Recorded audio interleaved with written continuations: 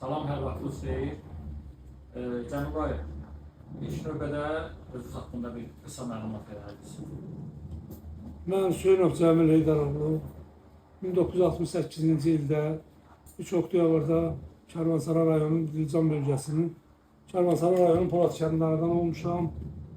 Elə həmin kənddə 10 illik qurtarıb Saratov şəhərində Texnik Universiteti qəbul olmuşam. Oxumuşam, oradan hərbi xidmətə yollamışam. Seyir qoşunlarının Əfqanistanda olan kontingentinin tərkibində. Oradan buraxılandan sonra bu məlum erməni hadisələrində, yəni təcavüzün törətdiyi təcavüz nəticəsində ölkəmizə, respublikamıza qarşı qayıtmışam öz ölkəmə, hərbi peşəsinə yiyələnmişəm.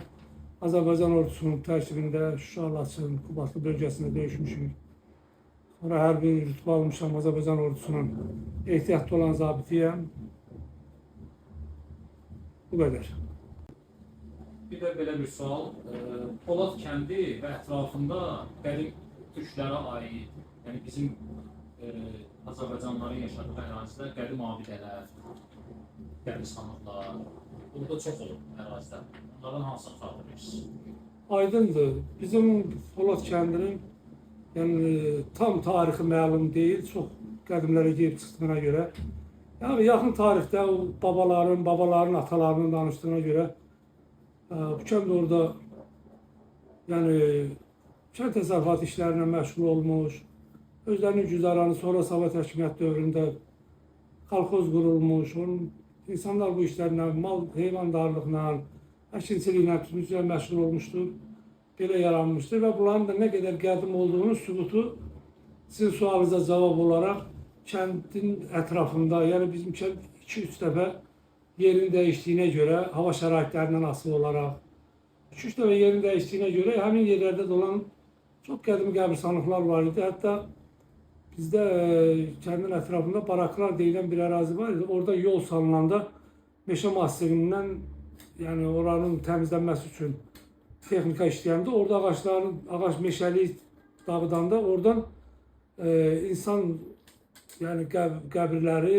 qədim insan qəbirləri, qəbristanlığın olduğunu müşahidə etdilər. Köhnə küplər çıxdı yeraltı, qəbirlərin sadə daşlarla, baş daşları olduğunu müşahidə etdilər. Yəni bu hardasa 1600-1700-cü illərə gelib çıxır, bəlkə də daha qədimə gelib çıxa bilərdi. Ondan da qədimi qəbristanlıqlar var idi. Kəndin ətrafında biz qəbristanlıq cəhlə deyirdik. Orada hər üç kəndin, yəni Polat kəndi ətrafında 3 kəndi birləşdirməklə kənd sovetliyi özünə aid idi. Ağkilsə, Mürteyil, Polad, qohumluq əlaqələrin sıx olduğuna görə yaxınlıqda Alaskaya kəndi də var idi. Bunların hamısının qəbristanlığı bir yerdə olub. Əvvəllərdən o daşlar yaxın tarixə qədər dururdu. Bəlkə də indi ermənilər oranı dağıtmışsa, bu yəqin ki qalmış olar. Çox qədimi daşlar var idi. Onların üzərində ərəb əlifbasından yazılar var idi. Oxuyurdular, tərcümə kimin olduğu bilinirdi. Yaxın vaxtlara qədər orada dəfn olunanlar da olub, yəni bizim babaların, ataların danışdığına görə. Sonradan hər kənd özünə qəbristanlıq salmışdı. Var idi kənd ətrafında çoxlu köhnə abidələr, kilsələr, bunlar hamısı Alban tayfalarına aid olan, Azərbaycanda müsəlmanlığın gəlməyənə qədər Xristian dövründən tikilən kilsələr qalırdı, qalıqları qalırdı. Yəni onlar ermənilər əlləri çatan qədər onları silməyə çalışmışdılar. Ancaq yenə nə qədər dağıtsalar da onların izi qalırdı, onların qalıqları hələ də qalırdı, tam silə bilməmişdilər. Kəndimiz ətrafında zəngin idi, belə tarixi abidələr, qəbirlər var idi orada. Kəndin ətrafı demək olar ki, çox qədimlərə gedən, tarixi bilinməyən qəbristanlıqlara rast gəlmirdi. Bir də həmin dövrdə, yaşadığımız dövrdə, köç vaxtı ermənilərin münasibəti sizə qarşı necə olub? Yəni, hansı hərəkətlər ediblər? Yəni, məsələn, əvvəllər bir yerdə işlədikləri Azərbaycanlılara qarşı münasibətləri necə dəyişib, bu haqda məlumat verin. Aydındır. Yəni, bunların indi bu qədər aqressiv, bu qədər belə düşman olduqlarını yəni, bizim ziyalılar hiss eləsələr də, yəni sadə insanlar o qədər sirayət eləmirdi. Biz olurdu, gənclərimiz gedirdi, yəni böyüklər gəlirdilər, gedirdilər, dostluq edənlər də var idi. Yəni, gənclərimiz biz yaş dövrümüzə əsaslanıb deyirəm, bizim Gedirik Kərvansara rayonuna, indi İcivan deyirlər onlar. Gedirik orada hərbi komissarlıqdan, məsələn, müayinələrdən keçən vaxtı onlarla münaqişələrimiz olurdu, belə də yüngül. Bu çox belə tam indiki düşmən mövqeyində deyildilər. Ancaq hiss olunurdu ki, bunlarda kin, nəsə bir şey var da bizim millətə qarşı kin, küdrət hiss olunurdu.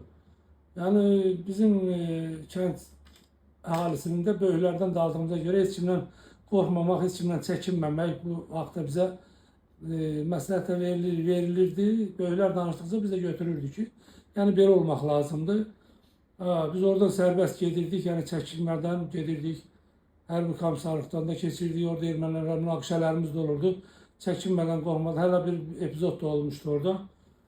Onlar növbəsiz daxil olmaq istəyən vaxtı bizim 7 nəfər, bizim kənd cavanları, yəni gənclər biz hərbi komissarlığa çağırılmışdıq. Orada harca 40-a yaxın erməni, yəni bu şişmə deyil, fakt olandı. Orada bir münaqişə yaratmaq istədilər ki, bunlar bizə türk deyinə, yəni ayrı seçkilik qoyaraq növbəsi girmək istəyən vaxtı. Biz o 7 nəfərlə onların hamısını, yəni o Panika deyilən ərazidən uzaqlaşdırdıq o 7 nəfərlə. Erməniləri ki, gəldi ki, bunlar başqa kənd adları çəkdilər, mən istəmirəm onların adını çəkəm. Qayıtdı ki, bunlar Poladdandılar, bunlar başqa yerdən deyirlər, ona görə bunlar o kəndin adamları olduğuna görə nahaq giribsiz münaqişəyə. Orada böyle zədalanlar da olmuşdu. Sağ olsun bizim kəndə rəhbərlik edənlər gəldi, nəsə bizi oradan polislərdən, yəni o vaxt milisə deyirlər, bizi oradan xilas elədilər. Yəni baxırdıq. Belə bir orudur. Münasibət əvvəl yumşaq olsa da, sonra bu 88-ci ildə bu Qarbaçovun oyunundan sonra, yəni onlarda bir balaca elə bilin ki, millətçilik artdı demək olmazdı.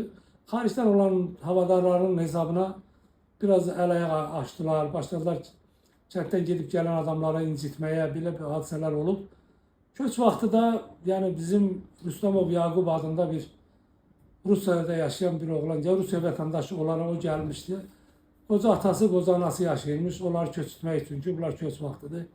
Onu orada döymüşdülər, aparıb ona rayonun milis idarəsində ona deyilənə görə, yəni buradakı həkimlərin müayinəsinə görə ona iynə vurmuşlar, nə maddəsi vurmuşlarsa. O gəldi Qazaxda, dünyasını dəyişdi. Qəbri də Akstafa şəhər qəbristanlığında da hal-hazırda cinayət işi açıldı. Onunla da yarımçı qaldı. Yəni bu ermənilərin bu hərəkətləri var idi. Sonra qonşu kənddə bir evdə yəni bu münaqişəyə, siyasətə, bu heç nəyə aid olmayan cavan bir gəlin Oruzova Tahirə Eldar qızı gəlini heç nədən düşmənçilik, qorxutmaq naminə cəmaatı o gəlini vurmuşdular. Dünyasını dəyişdi o da. Ona cinayət işi açıldı. İstintaq getdi. Sonra da aydın məsələdir ki, bunların öz məqsədlərinə çatmaq üçün örtbasdırla, yəni bunlar hamısı örtbasdır oldu. İnsanlarımız köçən vaxtı çox böyük yəni işgəncələrə məruz qalmadı. Köç maşınlarını tökmək, oradan əşyalar götürüb oğurlamaq, yəni dada baba sənətlərini davam etdirdi ermənilər. Orada insanlara aid olan soyuducu, televizor, nə məişət əşyalarından oğurlamaq, sonra bir cəmaatın oradan yığıb gətirdiyi əşyalarını yandırmaqla, işgəncələr verməklə, döyməklə, təhqir etməklə, bu cür bizim yəni oradan köçən Azərbaycanlı türkləri belə incitmişdilər onlar.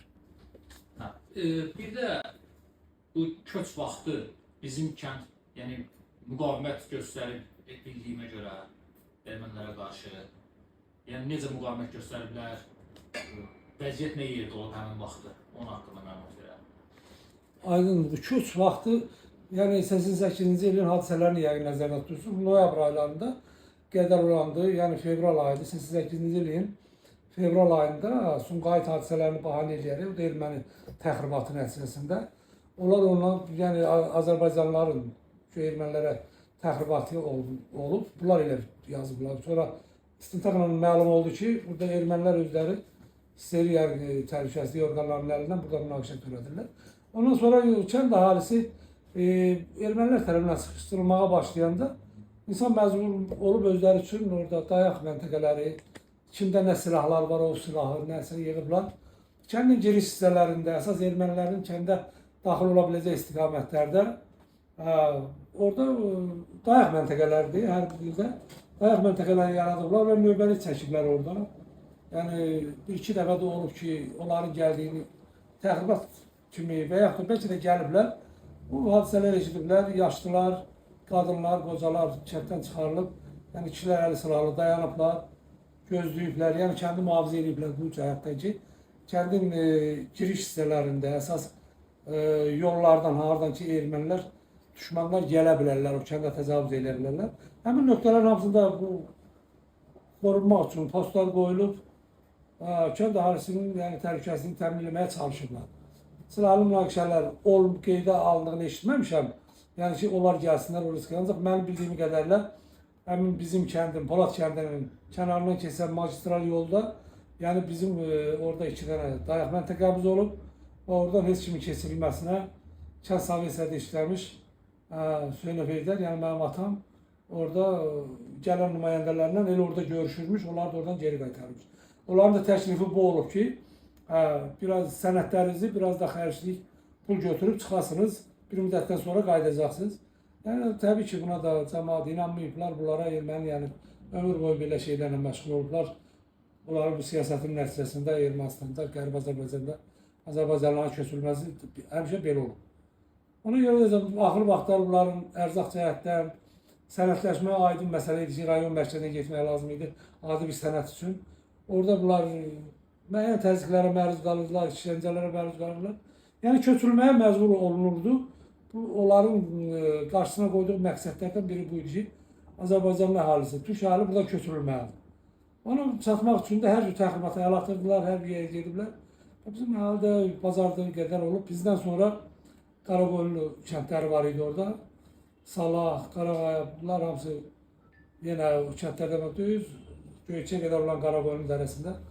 Onlar həmişə gəlib bizim postlarla maraqlanıblar.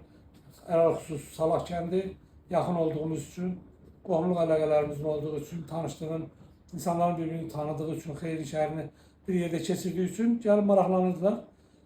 Bizim yəni cəmaatımızın da, bizim Polad cəmaatının biraz da qoçaq olduğunu, yəni ötkəm xalq olduğunu görərək, onlara arxain olaraq bu ifadəni də onlar işlədirdilər ki, Polad kəndi bu Dilizan dərəsinin kilit qapısıdır. Onlar tərpəndirsə, deməli, bizdə qalmağına heç bir lüzum qalmır. Əgər Polad getsə, deməli, Qaraqoyunlu dərəsi, Dilizan dərəsindən Göyçəyə qədər boşalmalıdır. Bu qədər deyə bilərəm, yəni bunların ömür boyu təxribatla məşğul olan bir xalq bu işə əl atmışdılar. Kənd də özünü qoruya biləcəyi qədər qorumuşdur. Axırıncı bir sualı verim. Qərbi Azərbaycana qayıdış haqqında fikirləriniz nədir? Qərbi Azərbaycan icması yarananda birinci ən çox sevinənlərdən biri də bizim təbii ki, bizim bölgə idi, Dilizan bölgəsi. Çox sevindik çünki bizim ata-baba yurdumuzun orada olduğunu biz gəncləri aşılayırıq, özümüz bilirik. Buna qədər istəyəli olduğumuzu bəlkə də o biri icmalar inciməz, daha çox istəyənlərdən biri bizik. Çünki bizim o cür dilbər güşələrimizdən olmuşuq. Cənab Prezidentin yeritdiyi siyasətdir, qoyduğu məqsəddir. Biz öz ata-baba yurdumuza qayıtmalıyıq. Bu ifadə bizim hamımızı mübariz olmağa, öz torpaqlarımıza qayıtmağa, istək yaratmağa böyük bir təkan verir. Mən elə gəlir ki, mən inanıram ki, biz nə vaxtsa öz torpaqlarımıza qovuşacaq. Yəni oranı biz onlara heç mi verəsi deyilik. Tarixin bir dönəmi var, yəni müvəqqəti olaraq indi onlar ora sahiblənirlər. Yəni verilən məlumatlardan budur ki, sahiblənə də bilmirlər, heç yaşamağı da, oradan yaşamağın yönünü bilmirlər. Yəni ora bizim əzədi, əbədi torpağımızdır, bizim də olacaq. Mən inanıram ki, biz o torpaqlara qədəm basacaq nə vaxtsa. Gedib öz işimizi, gücümüzü quracaq. O torpaqlar hamısı bizə məxsusdur. Bizim atalarımızın, babalarımızın ruhu bunu. Getdim ora. Bizim ata-babalarımızın ruhu bizi bağışlamaz. Biz onu, o yerləri, yəni kiməsə bağışlasaq. Tam inanıram, dəstəkləyirəm bu icmanın da hər bir məqsədi, məramı məlum olan bir şeylər hamısını biz dəstəkləyirik. Ona görə də hamımıza bu işdə uğurlar arzulayıram. Əl-ələ verib öz torpaqlarımız uğrunda mübarizəmizi aparmalıyıq.